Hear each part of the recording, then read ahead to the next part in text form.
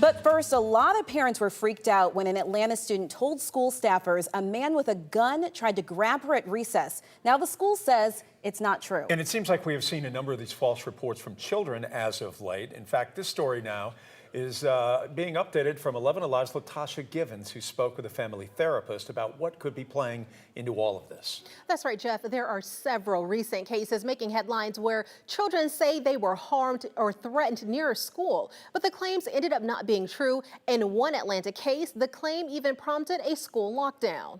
Last month, a sixth grader in Virginia said a group of boys held her down and cut her dreadlocks at school. In August, an 11-year-old girl in Paulding County, Georgia, told her parents a man in a white van tried to abduct her.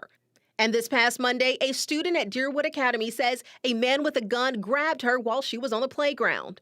In all of these cases, law enforcement agencies say the students lied about what happened. Today, APS laid out evidence it says goes against the Deerwood student's claim. But in our screenshot, we see an unknown male who first appears in our screenshot at 12:20. He's coming from Hogan Road. The surveillance video shows portions of the playground. APS police says the student was only out of frame a short time, and cameras did not show her having contact with the man.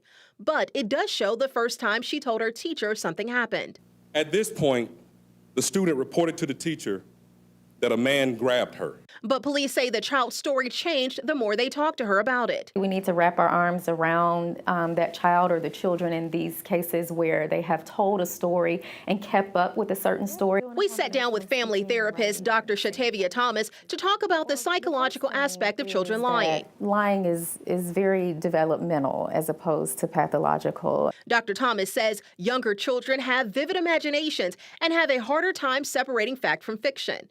According to the website brandongale.com, 90% of children learn the concept of lying by age 4. By teenage years, the Journal of Youth and Adolescence says 82% of teens lie to their parents about money, alcohol, drugs, and sexual encounters. Dr. Thomas says in many cases, there is a reason for the lie. She says parents should try to find out how the false story is serving the child. A cry for help definitely might come into play if your child, let's say, maybe have been supervised by someone else and you're not sure.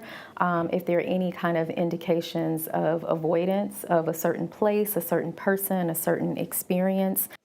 And Dr. Thomas also says parents should find out if their child has had a traumatic experience because it's possible they may not have told you about it. And as for the APS story, the district plans to place a fence around the school.